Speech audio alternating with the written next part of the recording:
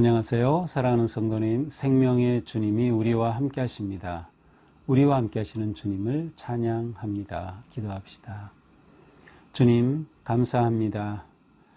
추위가 계속되지만 저희들은 주님의 따스한 사랑과 은혜 안에서 복되고 평온한 길을 걷게 하시니 감사합니다.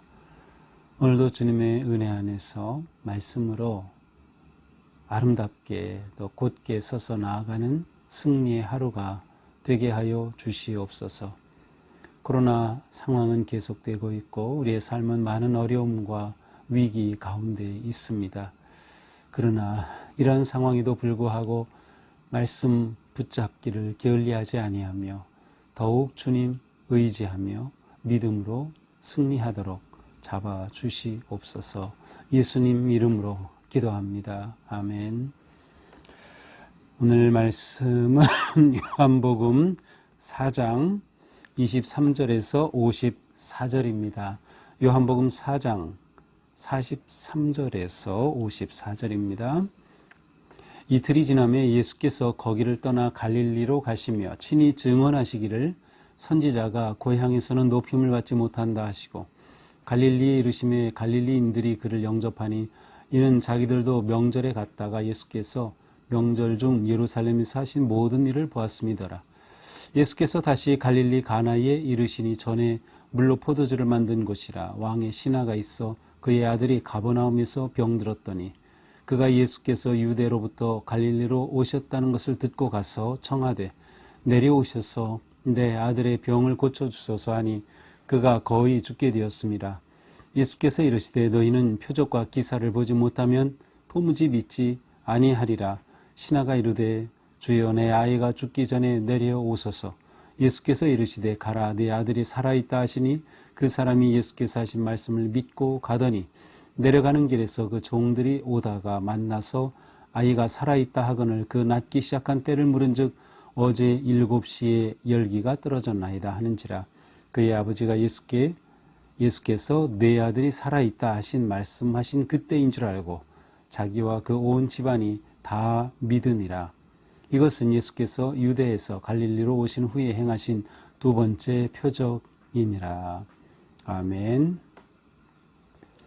자, 이제 예수께서 이제 갈릴리로 가시죠. 갈릴리로 가시다가 중간에 한 군데를 들리셨죠. 사마리아로 통과하셔 가시다가 수가성 그 우물가에서 한 여인을 만났고 또 그 여인이 예수님을 전하고 내가 메시아를 만났다. 그래서 그 수가성 사람들이 예수님을 보게 되고 직접 말씀을 들으면서 믿음이 생겼고 예수님에게 더 유하시기를 청하였던 이야기를 보았어요. 자, 이제 그 예수님은 원래 가시던 이 사마리아 지역을 통과해서 갈릴리로 이르시게 됩니다. 자, 이렇게 43절 이틀이 지나서 예수께서 거기를 떠나 갈릴리로 가시면서 44절 이렇게 말씀하셔요. 선지자가 고향에서는 높임을 받지 못한다 하시고, 선지자가 고향에서는 높임을 받지 못한다. 원래 이것은 그 당시 유대인들에게 이렇게 회자되던 속담이었다고 합니다. 보통 이제 선지자는 고향에서 높임을 받지 못한다라는 그런 말들이 많이 있었던 것 같아요. 그런데 여기서 예수님께서 이 말씀을 하신 것은 이제 한두 가지로 이렇게 보통 생각할 수 있는데요. 첫째는 이 고향이 어딘가라는 점이에요. 선지자가 고향에서는 예수님에게 있어서 아마도 이 고향은 나사렛으로 볼 수 있어요. 그래서 예수님은 예수님이 태어나시고 자라신 그 본 고향에서 인정을 받지 못하고 그리스도 되심을, 메시아심을, 하나님의 아들이심을 인정을 받지 못하죠. 그래서 예수님께서 그러나 복음을 전하러 이렇게 갈릴리와 지역으로 다니시는 모습을 의미할 수도 있습니다. 아니면 사마리아 지역에서는 예수님을 영접했어요. 반면에 그 전에 예루살렘에서는 사람들이 예수님과 오히려 대결을 하죠. 예수님 그곳에서 성전 정화 사건을 통해서 사람들을 내쫓으셨고 예수님을 반대하는 그러한 자들이 나타나고 했어요. 그래서 그 어떤 그 갈등적인 그러한 요소가 있었다면 이렇게 예수님을 맞아주셨던 사마리아 적도 있는 것을 볼 수 있어요. 그렇다면 고향에서 높임을 받지 못한다. 유대인이 거주하는 땅에서는 높임을 받지 못한다고 하는 그런 예수님의 그 현재의 그런 모습을 그대로 표현하신 것이 아닐까 또 생각할 수 있습니다. 45절 갈릴리에 이르심에 이제 갈릴리에 도착하셨어요. 갈릴리인들이 그를 영접하니 여기서는 예수님을 영접하고 있습니다. 자기들도 명절에 갔다가 예수께서 명절 중 예루살렘 사신 일을 보았습니다.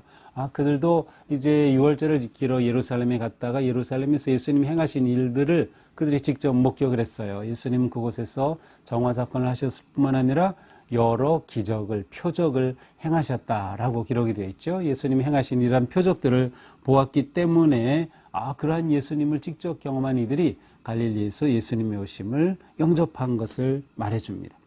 46절 예수께서 다시 갈릴리 가나에 이르시니 이제 갈릴리 지역에 들어가셔서 가나라고 하는 곳에 이르셨습니다. 가나 어떤 지역이죠? 기억나죠? 그렇습니다.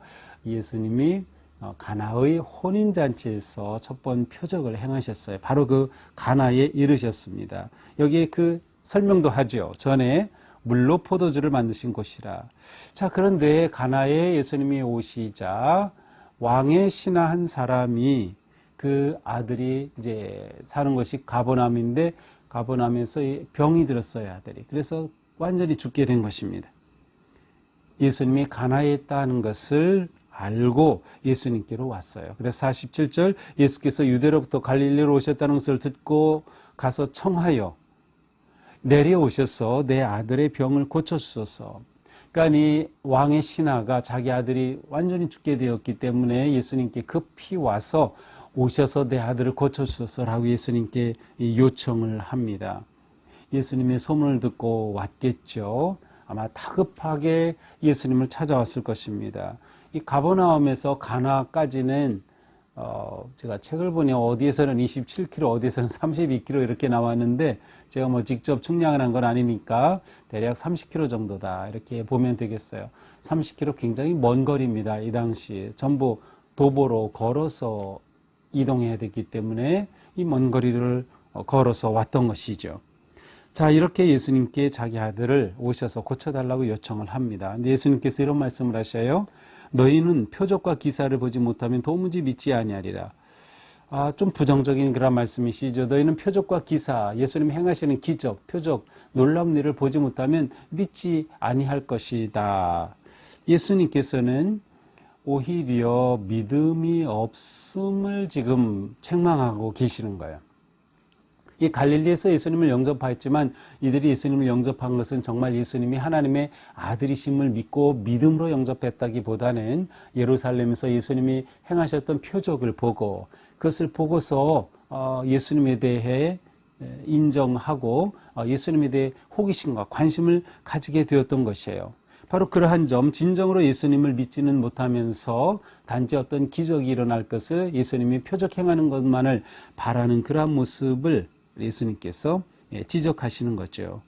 그러자 신하가 말합니다. 어쩌면 이 신하도 그러한 것을 기대했을지 모르지만 사실 이 신하는 자기 아들이 죽게 된 절박한 상황 가운데서 예수님께 왔기 때문에 단지 표적을 구하러 온 것만은 아니었어요. 그러나 예수님은 이렇게 말씀하셨죠. 그래서 예수님 말씀에 이 왕의 신하인 너가 아니고 너희는 표적과 기사를 보지 못하면 이렇게 말씀하셨어요. 그래서 그곳에 모여있던 사람들에게 주셨던 말씀임을 알 수 있습니다. 자, 신하가 이르되 주여 내 아이가 죽기 전에 데려오소서. 너무도 급한 겁니다. 아이가 죽으면 어떻게 해요? 죽기 전에 빨리 오셔서 좀 살려주세요 라는 거죠. 그러자 예수님이 말씀하십니다. 가라, 내 아들이 살아있다. 가라, 내 아들이 살아있다. 번역본에 따라서 좀 달라요. 어디에서는 내 아들이 살 것이다. 또 어디에서는 내 아들이 살아났다. 이러한 표현을 사용하시는데 직역하면 내 아들이 살아있다. 그러니까 죽지 않았다는 것이에요. 하루 걸려서 왔을 터이고 또 가려면 또 하루가 걸릴 터인데 이렇게 예수님이 말씀하셔요. 자, 그러자 이 왕의 신하가 예수께서 하신 말씀을 믿고 가더니 예수님이 이렇게 말씀하셨는데 그 말씀을 믿고서 그냥 갔어요. 예수님 오셔야 됩니다라고 했던 이 신하의 마음에 예수님의 말씀에 대한 믿음이 생긴 겁니다. 예수님이 이렇게 말씀하시니 그래 하고 돌아가죠. 그러나 정말 아들이 살아났을지는 모르는 상황입니다. 자, 이렇게 집으로 내려가는 길에 51절에 보니까 이 신하의 종들이 이제 이 신하를 찾아서 오던 중에 이 길 중간에 만난 겁니다. 그러면서 이 신하에게 말하죠. 아이가 살아 있습니다. 아이가 살아났습니다. 라고 알려줍니다. 그래서 언제 살아났냐 이렇게 물으니까 어제 7시 열기가 떨어졌습니다. 어제 7시경에 7시에 열기가 떨어졌습니다. 가만 생각해 보니까 어제 7시면 오후 1시예요. 오후 1시? 그렇구나. 예수님이 내 아들이 살아있다. 내 아들이 살아날 것이다. 말씀하신 바로 그때, 오후 1시쯤, 바로 그때였습니다. 아, 바로 그때구나. 라를 깨닫게 됐죠. 그래서 53절에 보니까 예수께서 내 아들이 살아있다 말씀하신 그때인 줄 알고 그와 온 집안이 다 믿으니라. 왕의 신하와 온 집안이 다 예수님을 믿게 되었습니다. 54절 이것은 예수께서 유대에서 갈릴리로 오신 후에 행하신 두 번째 표적이니라. 네. 자, 오늘의 마지막이죠. 여기서 특별히 두 번째 표적이다. 가나에서 행하신 갈릴리로 오셔서 행하신 두 번째 표적이었습니다. 전체적으로는 사실 표적이라고 한다는 세 번째나 합니다. 그래서 세 번째 표적인 셈인데 두 번째 표적은 바로 예루살렘 성전 정화 시 예수님이 많은 표적을 행하시고라고 하는 그러한 표현이 어디에 나왔죠? 2장 23절에 보니까 6월절에 예수께서 예루살렘에 계시니 많은 사람들이 그 행하시는 표적을 보고라고 되어 있어요. 그래서 전적으로는 세 번째 표적인 셈인데 갈릴리로 오셔서 행하신 두 번째 표적, 사람을 치유하신 첫 번째 표적이 이렇게 일어났습니다. 자, 이것이 오늘의 말씀이죠. 자, 오늘 말씀을 보면서 우리는 내가 예수님을 믿고 따르는 이유가 무엇인가를 좀 물어봐야 하겠어요. 나는 왜 예수님을 믿지? 내가 왜 예수님을 따르지? 라는 겁니다. 예수님께서는 사람들이 예수님께 오고 따르고 하지만 아직 진정한 믿음 없이 표적과 기사를 보려고 그것 없이는 도무지 믿지 아니하는 그들을 말씀하셨는데 나도 단지 예수님이 어떤 놀라운 일을 행하시는 것 그러한 것들을 기대하고 예수님을 따르고 있는가를 묻게 됩니다. 예수님의 모든 표적의 초점은 예수님이 누구이신가를 드러내는 것이에요. 예수님이 신적인 권능을 가지고 계시다. 예수님은 하나님의 아들이시다. 예수님은 하나님과 같은 분이시다. 라는 것을 드러내는 것이 요한복음에서 표적이 나타내는 거예요. 그렇다면 우리는 정말로 예수님을 하나님의 아들로 고백하고 나의 구세주이시며 메시아이심을 진정으로 고백하기에 예수님을 믿고 따르는 것인가? 예수님이 내 죄를 사하시고 하나님의 복된 자녀로 삼아 주셨기에 그래서 우리는 예수님을 믿고 따르는가? 우리는 예수님을 믿고 따르는 그 이유와 목적을 다시 한번 생각해 보면서 우리가 표적 때문에 믿는 것이 아니라 예수님을 믿을 때 우리에게 기적의 역사가 일어난다는 그런 놀라운 체험적 신앙을 가질 수 있게 되기를 바랍니다.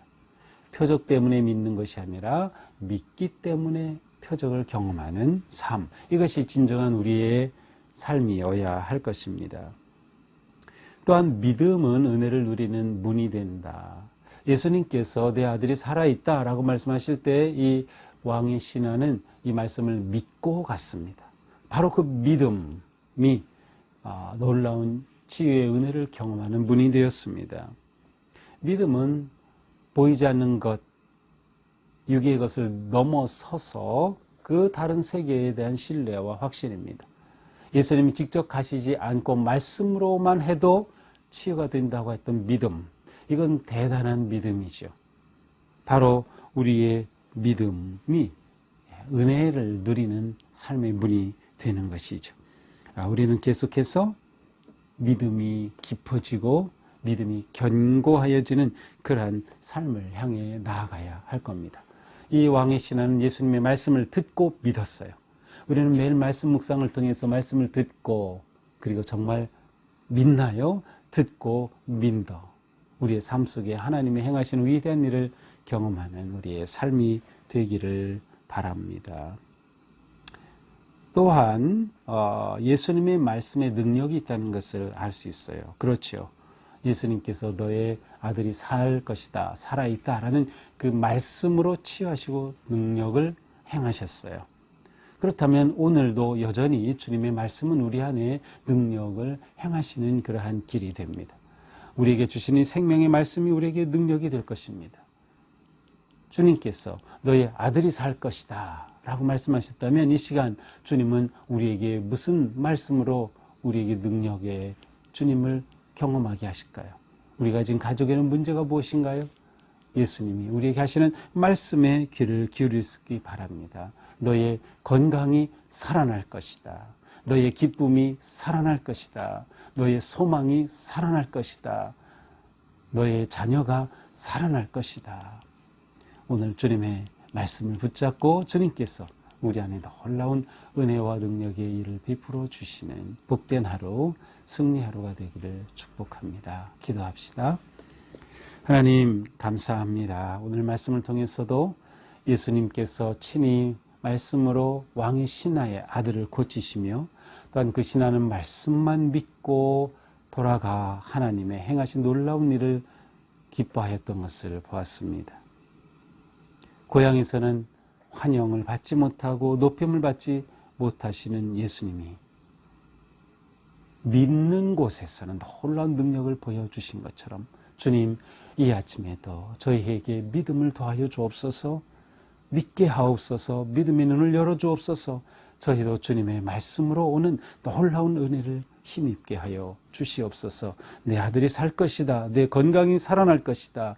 내 기쁨이 살아날 것이다. 주님 주시는 말씀에 아멘으로 믿고 응답하며 주님의 놀라운 은혜를 누리는 삶이 되게 하여 주시옵소서. 예수님 이름으로 기도합니다.